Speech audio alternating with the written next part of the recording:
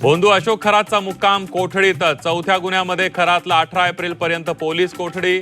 खरातने दैवी शक्ती असल्याचं सांगत महिलांचं लैंगिक शोषण केल्याचा सरकारी वकिलांचा युक्तिवाद।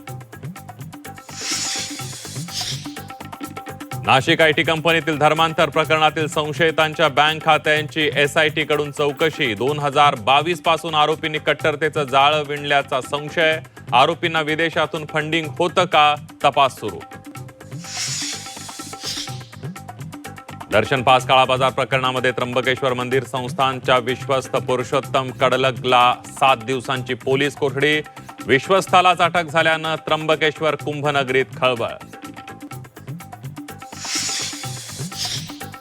अमरावतीत महाराष्ट्राला हादरवणारी घटना। तरुणींचे 350हून अधिक आक्षेपार्ह व्हिडिओ व्हायरल। प्रेमात फसवून 180 तरुणींचं लैंगिक शोषण। परतवाड्यातून तरुणाला अटक। 1 मे पासून परवानाधारक रिक्षा आणि टॅक्सी चालकांसाठी मराठी भाषा अनिवार्य। मराठी भाषेचं ज्ञान नसलेल्या चालकांचे परवाने रद्द होणार। परिवहन मंत्री प्रताप सरनाईक यांचा इशारा। स्वराज्याची राजधानीची सुरक्षा धोक्यात। किल्ले रायगडावरील सीसीटीव्ही यंत्रणा बंद। प्रशासनाकडून तातडीने दुरुस्तीचे आदेश। भारतरत्न डॉक्टर बाबासाहेब आंबेडकर यांची आज 135वी जयंती। मुख्यमंत्री फडणवीसांसह उपमुख्यमंत्री एकनाथ शिंदे, सुनेत्रा पवारांकडून चैत्यभूमीवर महामानवाला अभिवादन।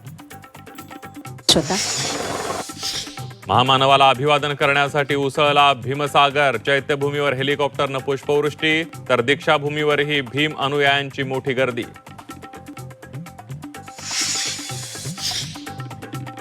राज्यात 5 दिवस उष्णतेच्या लाटेचा इशारा। उन्हाचा पारा 45 अंशांवर जाण्याची शक्यता। तर अकोल्यात काल मोसमातील सर्वाधिक 43.8 अंश सेल्सिअस तापमानाची नोंद।